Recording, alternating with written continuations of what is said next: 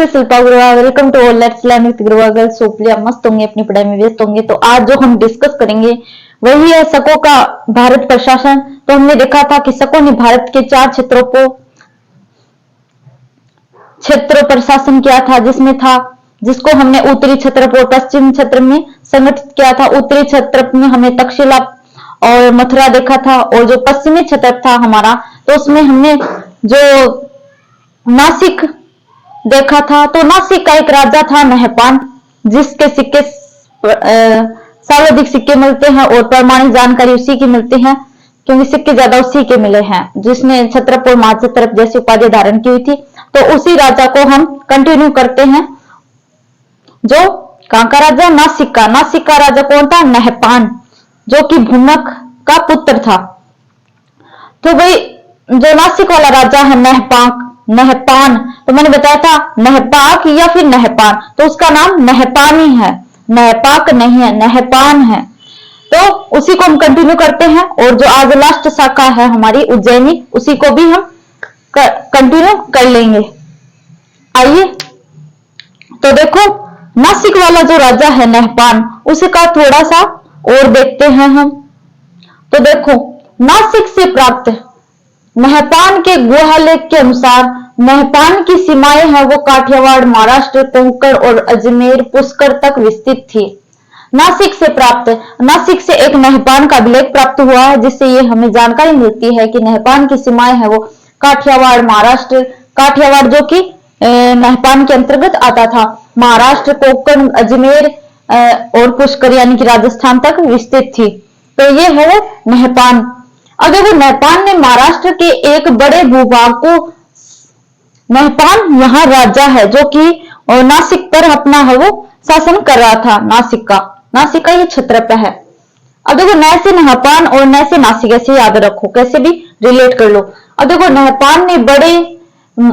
नहपान ने महाराष्ट्र के एक बड़े भूभाग को सातवाहन शासक गौतमी पुत्र सातकर्णी से युद्ध के माध्यम से जीता था।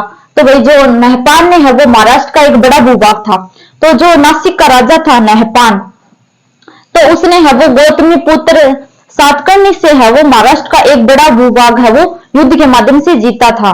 तो नहपान ने है वो एक महाराष्ट्र का बड़ा भूभाग है वो गौतमी पुत्र सातकर्णी से युद्ध के माध्यम से जीता था। ये बात आपको ध्यान में रखनी है, मोस्ट इंपोर्टेंट। अब देखो, गुहालेख की जानकारी के अनुसार नहपान के शासन काल में बड़ोच एक प्रसिद्ध बंदरगाह था। कौन सा, बड़ोच। तो नहपान के जो शासन काल में है वो बड़ोच है वो एक प्रसिद्ध फेमस है वो बंदरगाह था। अब देखो आगे, उज्जैनी क्षेत्र से वस्तुओं को लाकर इस बंदरगाह के माध्यम से पश्चिमी देशों के साथ व्यापार किया जाता था। तो उज्जैनी क्षेत्र से वस्तुओं को लाकर फिर जो पश्चिमी जो देश थे, पश्चिमी देशों के साथ है वो व्यापार किया जाता था। तो उज्जैनी क्षेत्र से है वो वस्तुओं को लाकर पश्चिमी के जो देश थे उनके साथ है वो व्यापार किया जाता था। उज्जैनी को आगे देखेंगे। अतः नहपान के शासन काल में अंतरराष्ट्रीय व्यापार के प्रमाण भी मिलते हैं, क्योंकि ये है वो उज्जैनी से वस्तुएं लाकर है वो फिर जो पश्चिम के देश थे उनको बेचते थे। नहपान एकमात्र शासक था जिसके शासन काल में अंतरराष्ट्रीय व्यापार का प्रमाण मिलता है। अब देखो, ये नहपान था वो एकमात्र शासक था जिसके जो अंतरराष्ट्रीय व्यापार के है वो इंटरनेशनल संबंध मिलते हैं व्यापार के। तो ये वो उज्जैनी से वस्तुओं को मंगवाकर है वो फिर पश्चिमी देशों को बेचता था।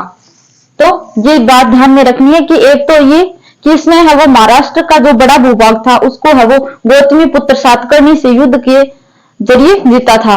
अब देखो नेक्स्ट, फोर्थ जो उज्जैनी है, इस पर देखो कौन से क्षत्रप आएगा। क्षत्रप मतलब राजा।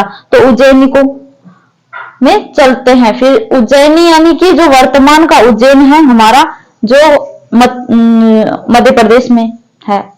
शकों की पश्चिमी क्षत्रप की शाखा थी। तो जो नासिक और उज्जैनी है वो पश्चिमी क्षत्रप की शाखा थी। ऐतिहासिक प्रमाणों के आधार पर स्पष्ट होता है कि उज्जैनी का एक स्वतंत्र शासक है वो चष्टन था, जिसने 78 ईस्वी में उज्जैनी नामक वंश की स्थापना की थी। तो शकों की ये पश्चिमी क्षत्रप की शाखा थी। तो ऐतिहासिक प्रमाणों के आधार पर यह स्पष्ट होता है कि जो उज्जैनी का एक स्वतंत्र शासक था चस्टन चस्टन चस्टन था, जिसने है वो 78 ईस्वी में है वो जो उज्जैनी नामक वंश की स्थापना की थी। यहाँ पर उज्जैनी में चस्टन ने उज्जैनी नामक वंश की स्थापना की। तो उज्जैनी पर किसका शासन रहा? तो चस्टन क्षत्रप का।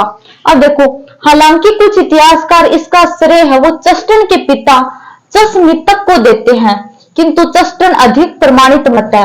हालांकि कुछ इतिहासकार ये बोलते हैं कि जो उज्जैनी है, उज्जैनी में है वो इस वंश की स्थापना है वो चस्टन ने नहीं की, उसके पिता चस्मस्तिष्क ने की। चस्मस्तिष्क ने की, किंतु चस्टन अधिक प्रमाणित मत है। किंतु चस्टन है वो अधिक प्रमाणित मत है। तो ये बात आपको ध्यान में रखनी की कुछ इतिहासकार बोलते हैं कि जो उज्जैनी वंश की स्थापना किसने की? उसके पिता चस्मस्तिष्क ने की। लेकिन इससे भी ज्यादा प्रमाणित मत ये है कि उज्जैनी में है वो जो चस्टन था उसने स्थापना की थी। अब देखो, तो ये चस्टन है वो अधिक प्रमाणित मत है। आगे देखो, चस्टन के क्षत्रप में मालवा। अब देखो, चस्टन के क्षत्रप में, क्षत्रप मतलब राज्य में, क्षत्रप ये है वो क्षत्रप इस्तेमाल करते थे। जो शक हुए वो अपना क्षत्रप अपने लिए इस्तेमाल करते थे। क्षत्रप यानी कि राजा, राज्य। तो चस्टन के जो क्षत्रप में यानी कि राज्य में मालवा, गुजरात तथा कच्छ का एक विशाल भूभाग सम्मिलित था, इंक्लूड था। अब देखो, इसके अंतर्गत ये मालवा, गुजरात, कच्छ का विशाल भूभाग सम्मिलित था आता था।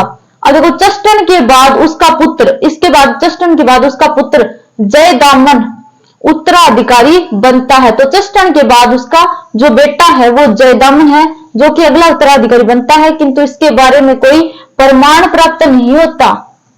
देखो, चस्टन के बाद उसका पुत्र आता है जिसका नाम है जयदामन। तो जयदामन है वो अगला उत्तराधिकारी बनता है, लेकिन उसके बारे में कोई अधिक है वो प्रमाणित मत नहीं मिलते हमें। अब देखो, जयदामन के बाद 130 ईसा पूर्व में रुद्रदामन उज्जैनी का क्षेत्र बनता है। तो वही जयदामन के बारे में है वो कोई प्रमाणित मत नहीं मिलते, लेकिन जयदामन के बाद उसका बेटा है रुद्रदामन, जो कि प्रसिद्ध है और फेमस शासक है। तो उसके बारे में है वो हमें जानकारी मिलती है। अब देखो, जयदामन के बाद देखो सबसे पहले आया चस्टन। चस्टन का पिता कौन था? चस्मस्तिष्क, ठीक है। चस्टन के बाद उसका पुत्र आता है जयदामन। जयदामन के बारे में कोई जानकारी नहीं मिलती है, लेकिन जयदामन का पुत्र है जो कि है रुद्रदामन। तो अगला जो नेक्स्ट उत्तराधिकारी बनता है वो रुद्रदामन है। जयदामन के बाद रुद्रदामन यानी कि चस्टन का पोता रुद्रदामन, जयदामन का बेटा, जयदामन यानी कि रुद्रदामन का बेटा। अब देखो, रुद्रदामन के बारे में जूनागढ़ से प्राप्त गिरनार का एक शिलालेख है जिससे व्यापक जानकारी मिलती है। तो वही देखो, अभिलेख मिला है रुद्रदामन के बारे में है वो अभिलेख मिलता है। जो जूनागढ़ का है गिरनार का अभिलेख, जो कि मोस्ट इंपोर्टेंट है, वो ध्यान में रखना। जूनागढ़ से गिरनार का अभिलेख मिलता है, इससे है वो रुद्रदामन के बारे में जानकारी मिलती है।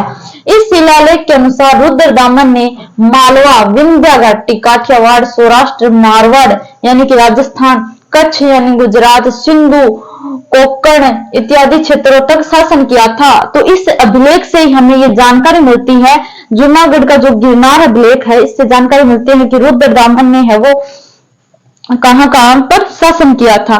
तो ये वो जगह है जो कि मालवा, विंध्य घाटी, काठियावाड़, सौराष्ट्र, मारवाड़, कच्छ, सिंधु, कोंकण इत्यादि।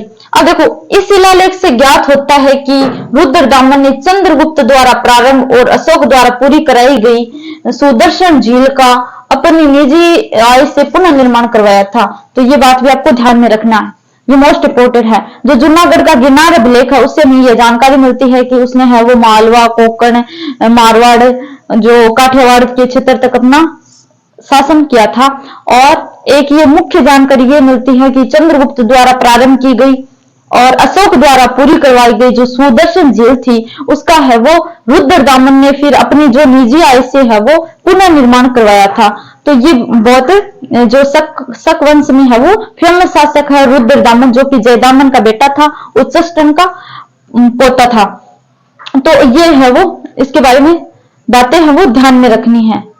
रुद्रदामन है वो बहुत ही फेमस था। ये है वो लोकप्रिय, जनता में लोकप्रिय काफी था। ये संगीत, व्याकरण और जो तर्कशास्त्र है उसमें है वो काफी जानकारी रखता था। और अभिलेख के प्रमाणों से, अभिलेख में ऐसी जानकारी मिलती है हमें कि रुद्रदामन ने ये प्रतिज्ञा की थी कि वह युद्ध के अलावा है वो किसी भी प्रकार की हत्या नहीं करेगा। ये एक लोक कल्याणी राजा था, तो ये काफी लोकप्रिय था जनता में। उसके बाद एक